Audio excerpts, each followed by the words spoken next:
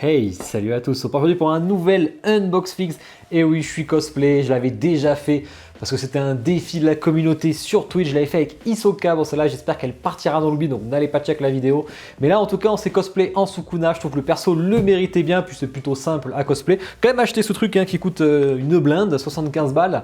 Mais bon, c'est pour la chaîne on va dire, donc ça passe. Puis ma femme se fait plaisir à me maquiller et me teindre les cheveux. Donc autant qu'elle se fait plaisir, ça fait plaisir à tout le monde et ça vous fait rire en même temps. Vous me direz si le cosplay vous a plu, si j'ai un avenir là-dedans, même si à mon avis c'est mal barré.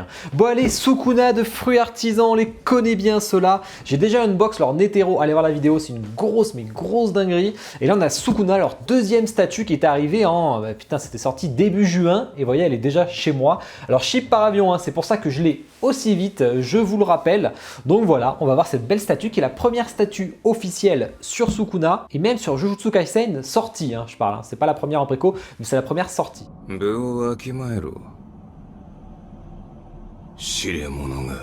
Déjà on a un petit certificat et ça c'est cool. Alors c'est carrément une plaque en métal, hein, tant qu'à faire. Alors j'ai un bon numéro, hein, j'ai le numéro 4 sur 300, donc ça c'est cool. Il y a un petit support, hein, je ne l'ai pas sorti parce que moi je mets pas trop les plaques en métal. On reconnaît une certaine touche de certaines statues que j'ai unbox sur la chaîne. On a la petite carte pour authentifier la statue, bon c'est plus pour la Chine, pour vérifier que c'est pas une contrefaçon. On a la petite enveloppe, donc c'est là où on a le certificat, cette fois-ci numéro 4 sur 300, Ryomen Sukuna, c'est du 1/6. Et on a la fameuse notice, et franchement, comme pour Netero, elle est top de chez top. Déjà elle est cartonnée, elle est assez résistante, en chinois, en anglais, ça vous dit ce qu'il y a dedans, il y a des flash codes, et surtout il y a le rangement, et en plus les pièces sont numérotées, ce qui va grandement simplifier pour ensuite les poser, parce qu'il y a des pièces qui se ressemblent vachement, notamment au niveau des cornes, et on va voir qu'ils ont tout numéroté, donc toutes les cornes à placer, ça va être plutôt simple, et ça permet d'éviter aussi la casse, si elles avaient déjà été placées. Alors la base, qu'est-ce qu'on peut dire? C'est complètement déstructuré, et moi ça c'est ce que je kiffe. En dessous on rappelle le tirage, c'est marrant, le Jujutsu Kaisen est en relief. Ça c'est, j'avais rarement, tout est en relief en fait, c'est la première fois que je vois ça. On a les petits antidérapants, donc voilà, on a quand même une très belle base. Bon, il manque toutes les cornes, donc ça donnera plus de volume et d'effet après. Mais en tout cas, c'est joli. Le paint des crânes est très beau, très beau. Ils sont un peu vieillis, un peu abîmés. Il y a un peu de, je sais pas comment dire, un peu de rougeâtre, mais très foncé. C'est bizarre de ne pas avoir mes lunettes parce que du coup je me vois même pas là-bas parce que je vois rien. Mais de près, j'ai pas de soucis, heureusement. L'aspect pierre qui est propre et qui est texturé comme j'aime, donc ça c'est cool. Vous voyez là j'ai un petit numéro 5, donc ça va être plutôt facile à monter je pense. Alors certes, la principale remarque qui a été faite en Europe, je me rappelle, c'est de ne pas avoir assez de sang. Alors moi j'ai regardé plusieurs fois les images animées et manga confondus, il n'y a pas forcément de, il n'y a même pas de sang, hein, sur tout ça. Hein. C'est très sombre, donc là c'est quand même plus clair. Mais bon, c'est pour que la statue soit plus visible. Mais ça aurait été peut-être intéressant d'avoir une petite flaque de sang en dessous. Alors pas un petit cercle, parce que au moins c'est déstructuré, c'est bien. Mais du coup, ça peut se faire en custom, je pense, assez simplement. Donc il y a des pros qui se feront ça. Peut-être je me le ferai faire, un petit décor autour, à voir. Bon, bah écoutez, on va passer tout ça, parce que là, ça ressemble pour l'instant à rien. Le Sukuna. Alors Sukuna, 1/6, beaucoup de pliures sur la robe est très belle, pas texturée, elle est toute lisse, ça fait bizarre, mais je trouve que ça va bien parce qu'elle est quand même pas mal sculptée. Comme il y a beaucoup de plis, je trouve que ça pallie à l'absence de texture. J'aurais bien aimé, mais vraiment un léger grain de texture, mais un très léger. Hein. Mais là, je pense que c'est au niveau des endroits que ça se joue. En tout cas, niveau paint de la robe, c'est très propre. Vraiment, c'est très propre. Il est en plein de parties, on va voir ça. Ça va être assez facile à placer. Voilà, rapide, il est sur son trône, il a la classe. Qu'est-ce qu'on met ensuite? Ensuite, on met les bras. Alors, les petites mains, là, elles sont très bien faites. D'ailleurs, je vois que dans le cosplay, j'ai oublié de me mettre mes cercles noirs. Hein. Mais bon, on n'en tiendra pas rigueur.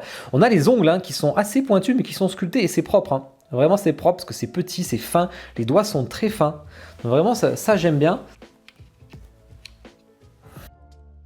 Limite, je préfère placer la main avant. Je trouve ça un peu plus facile.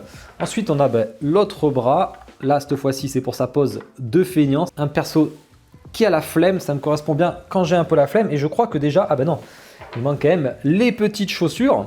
Hop, c'est bien, c'est qu'on voit pas de démarcation. Ben voilà. On va passer direct au meilleur, au gros point fort de Fruits Artisans. On sait qu'ils sont très forts. On a vu sur Netero, sur le head sculpt, donc sur la tête. On va voir si c'est le cas sur Sukuna. Mais on avait vu les photos de prod, c'était incroyable. Je vous la mets en zoom. Franchement, elle est magnifique. Les cheveux un peu rose pâle, texturés à l'arrière, là où il a les cheveux très courts et ça c'est bien fait. Tout ce qui est tatouage, c'est extrêmement propre, ça ne bave pas. La précision du paint est très belle, la tête est incroyable, hein. La tête est incroyable. Je suis assez curieux, on verra l'angle d'exposition, mais je pense que c'est une statue qu'il faut mettre en hauteur parce que c'est un personnage qui vous regarde avec arrogance. Donc il faut vraiment qu'il soit... Oh, putain, ouais, non, vraiment, ça rend très très bien. Ça rend extrêmement bien. Je suis pas déçu de l'avoir acheté. Hein. Ensuite, qu'est-ce qu'on a? Ah mais putain, mais j'avais mal compris. En fait, on le pose après. Parce que du coup, il faut que je mette ça à l'arrière. Mais je peux pas. C'est pour ça que j'avais un peu de mal sur le pied. Je comprends mieux. Mais en fait, ça se pose après. On a son bout de ceinture à l'arrière. Tout est aimanté, tout s'emboîte bien. On voit qu'on est sur du officiel, hein, parce que des fois le non-off, c'est la cata là-dessus. Donc là, on va faire attention en le mettant, mais je pense que ça ira nickel. Parfait. Le perso est placé. Il y a plus de contraste que je le pensais entre son blanc à lui et les crânes qui sont quand même beaucoup plus salis et beaucoup plus anciens. Et ça, c'est plutôt bien. Vous voyez là, j'ai le crâne numéro 8, mais du coup, je sais où aller le chercher dans la boîte. Et en plus, là, j'ai le numéro 1 qui est affiché. Pour dire que c'est le premier à placer, il va là. Bon, les crânes sont très bien faits. Hein. Au niveau du sculpte, c'est propre, c'est abîmé de partout, les cornes sont belles, le paint est beau. Franchement, là, les dents aussi, hein. Les dents sont extrêmement belles. Hein. Et du coup, sont tous un peu différents. C'est pas les mêmes. On voit que là, sur les autres, il y a plusieurs dents. Là, il y a juste un côté de la mâchoire. Donc vraiment, ça, c'est cool. Allez. Je suis content quand tout s'emboîte bien comme ça, là, quand c'est facile. Ensuite, on a un petit à l'arrière à mettre. Vous voyez, il y a le numéro 3, c'est écrit numéro 3. Ils ont pensé à tout pour vous simplifier le montage. Hein. Franchement, c'est un bon exemple, je trouve, pour les autres studios, surtout au niveau de toutes les petites marques écrites. Là, c'est vraiment top. Ensuite, le numéro 5, il va là. C'est tellement facile. Et le dernier, numéro 7, eh bien, je vois le gros 7 écrit, donc il va ici. Ah, là, ça commence à avoir de la gueule. Hein. Et là, on va passer à la partie un peu plus complexe où il y en a beaucoup. Il y a toutes les cornes à placer, vraiment toutes les cornes qui manquent. Et c'est pareil, c'est numéroté. Et d'ailleurs, c'est écrit, hein, il y a marqué le premier. Ça se passe donc sur le numéro 22 qui est sous sa jambe. Donc, on va regarder sous sa jambe. C'est lui. Il faut que je prenne la seule corne où il n'y a pas de numéro. Donc, c'est forcément celle-ci. On est sur une corne éclatée. Voilà, facile.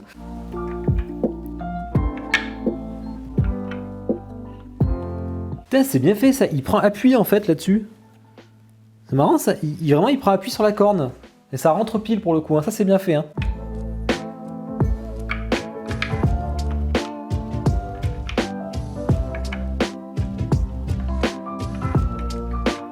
Merde, j'en ai raté 2. Je suis allé un peu trop vite. En fait c'est marrant, ça se fait assez logiquement. Hein. On commence par là-bas et on revient de plus en plus vers ici. Donc c'est bien fait, mais comme un con, bah, j'ai lu un peu trop vite et j'en ai raté 2. Mais bon, on voit que c'est les 2 du début que j'ai raté. Voilà. J'ai jamais vu un plan de montage aussi efficace. Franchement, hein, j'en ai fait des statues, hein, c'est mon 151e ou 152e. J'en ai fait, c'est le plus efficace que j'ai vu. Ok, je l'ai monté, je vous la mets en zoom, en musique, puis après on parle de toutes les spécificités, le prix et tout après.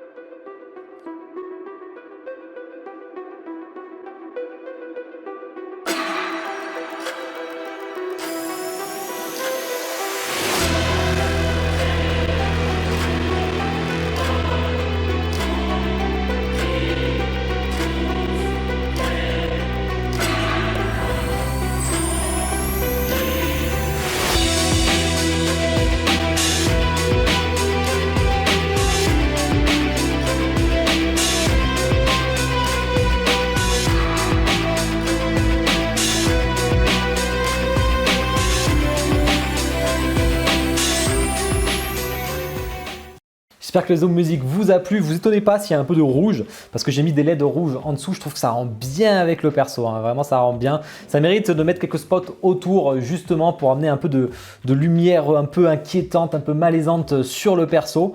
Franchement, il est incroyable. Alors, c'est du 1/6, il fait 33,5 de hauteur, 29 de largeur, 29 de profondeur. Il fait 5,6 kg. Alors, il est sorti en préco début juin chez Kyodai Yaniki, mais je crois que c'était même plutôt fin mai pour les Asiatiques. Il était prévu pour la fin d'année, donc Q4 Q4 2022, et ben on est en plein dedans. Donc délai respecté, 6 mois pour la sortie. Et ça franchement, GG, c'est extrêmement rapide. C'était pareil pour Netero. 300 exemplaires, c'est plutôt limité. Donc ça fait, c'est même très limité. Donc ça fait plaisir. Elle était à 610 $, auquel il fallait rajouter l'importation. Il y en a des dispo aussi chez Kyoda Yaniki, donc mon partenaire directement. Je vous mets le lien affilié. C'est des précos, elles sont pas encore arrivées. Hein. Vraiment, je pense que je suis le seul en Europe à l'avoir reçu. Et donc elle est à 799 € avec l'importation comprise. Alors c'est une statue qui est extrêmement belle, qui a vu un retour plutôt mitigé à la période de préco à cause de son prix, parce qu'elle n'est pas très grande, c'est du 1/6 et elle revient quand même assez cher. Maintenant, bon, les prix de maintenant, malheureusement, bah, c'est tout le temps un peu ça, donc ça fait chier. On a même pire maintenant, on a vu il n'y a pas très longtemps. Par contre, quand on a vu les photos de prod, tout le monde était unanime, le head sculpt, il est vraiment magnifique. C'est un perfect. Ils sont très forts sur le head sculpt, sachant qu'après, il va y avoir en plus Tokyo Ghoul avec Ken Kanuki que j'ai en préco, que je vais vous montrer aussi. Donc vous allez la voir.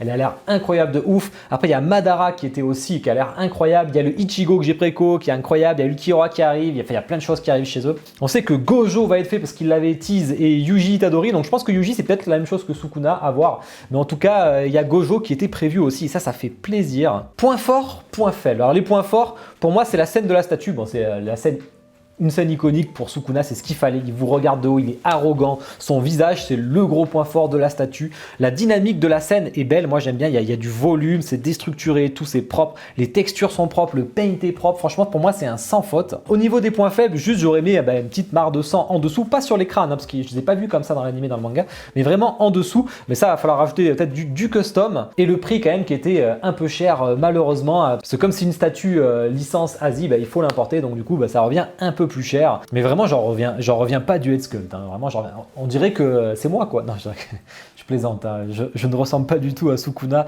Ça, c'est clair. Écoutez, je suis curieux de voir vos retours en commentaire sur ce que vous en pensez, si elle vous fait kiffer ou pas. Je pense que je vais la monter à Paris aussi pour leur montrer un peu à quoi ça ressemble. Une belle statue de Sukuna. En tout cas, suivez de très près ce studio. Ne vous inquiétez pas, j'en ferai toute l'actu comme d'hab tous les mardis. Je compte sur vous pour que la vidéo marche. N'hésitez pas à liker la vidéo, à vous abonner si ce n'est pas déjà fait et à commenter. C'est tous une bonne journée, une bonne soirée. Ciao.